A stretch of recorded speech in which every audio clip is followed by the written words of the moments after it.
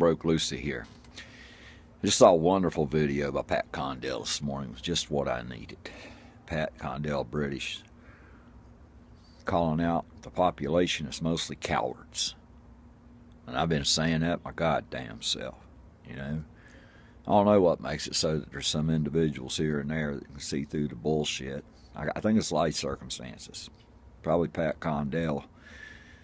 People want to call it nothing to lose. It's just that life leads you in a situation where you're able to fight the fight that most people can't fight. Let me tell you what created Hellbroke Lucy. I'm Steve McClung. I've always fought for the underdog, the marginalized, the target of the bully, and I've always took on the preacher's head on and all that bullshit. But a few years ago, I wasn't an outspoken anti-religionist like I am now.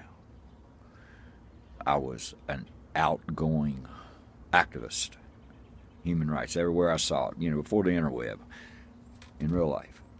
But a few years ago, someone close to me, that I love dearly, condemned me that I was the reason for a certain failure. I won't go into no specifics because I don't believe in Jesus. And in that, it's like Marcel Proust wrote the 8-volume book on what happened when he took a bite of a cookie or something that reminded him of his childhood. A mandolin, a fruit. Marcel Proust had inspired him to write an 8-volume collection over the memories that flooded back from one bite of fruit. That one condemnation revived every memory of condemnation of sin that I was born into and escaped in my late teens when I was 20. That was the birth of Hellbroke Lucy. That loving people on most areas of their life don't even realize the hatred that's in that statement. The condemnation. Hellbroke Lucy was born. And since then, I've become more and more and more and more and more outspoken against the horrors of the church. I dove head first and studied now for the years since into all the atrocities, the total history, all of it. Every angle that the Bible has been dismantled from. And evolution's all you need, but I went into all the others. And my humanitarian stance grew and grew and grew. And for a couple of years, all of my war was straight at the goddamn church, straight at it. But with the goal of if I destroy the monster, then human rights will be able to grow. Well, now I've been presented with the real battle of human rights. And I've had to make a decision. There's been some complaints, and I love the satire that comes with mocking that damn book called the Bible. I love it. The book's a damn joke. I don't care. History has proven that the masses are usually wrong. And just because something's popular, don't mean it's right. A single truthful fact stands, even if the entire population of the world disagrees. My fight has proven every single damn thing I've ever known to be true from birth. Everything. First fight started against a Christian page. Good Christians hating atheists. They want to put a gun down every atheist's head and give them a choice. You pick a God and you fucking believe in it or you die. Good Christians putting children in harm, exposing all the family information that's possible to get off the screenshots. I attacked that page and it exploded. The hate, the fucking blackmailing, the criminal activity that came after me for having a voice to speak against evil. When you speak against evil, you wake up a monster.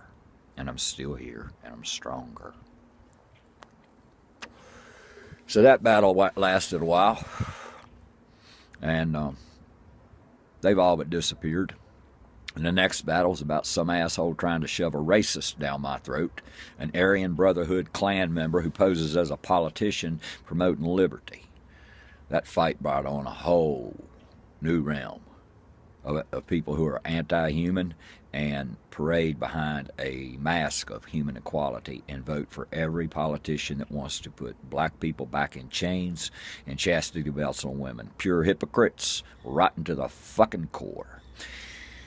Into this last battle, where I'm taking on the bigots, the people who are against human equality, which just gay rights happen to fall in. It's all human equality. Women's equality. The marginalized demographic of black voters who are being pushed out by the Koch brothers, spending billions to suppress the vote. And that dismisses every single person who ever says the vote don't count.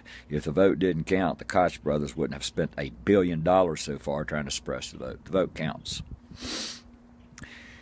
So I fight for truth and what I know is right. And I don't give a motherfuck if 7 billion people disagree with me. I don't give a goddamn if the entire Southern demographic or conservative party disagrees with me. I'm Southern. A lot of smart people in the South, and we got a bad reputation from a predominantly stupid, intentionally ignorant people who are told what to think, not taught how to think. They are told that the Bible is true and Fox News is the goddamn epitome of truth. And they are told that's what you think. You take those words and you spread them and call everybody that opposes ignorant. The Bible established the idea that all thought outside the Bible is evil and ignorant. All secularism is evil and ignorant. The lie of the Bible established this atrocity. I stand up against that. I'm right. They're wrong. They're totally wrong. I don't give a goddamn how many millions of them there are. They're wrong. They're dead wrong. This is Hellbroke Lucy. This is the fight that I will do. You know, the hypocrisy is that these spiritualists say the things will pop up that show you your path. You know, follow your path. Well, if that's true, everything that popped up put me on this goddamn path. And now the people that say follow your path are the most pissed off that I followed my fucking path. Isn't that hilarious? This is what I do now. This will always be part of what I do. It's cost me greatly. So I look for the rewards that come of helping the marginalized and the punished. People stricken with fear. A righteous fear, not cowardice.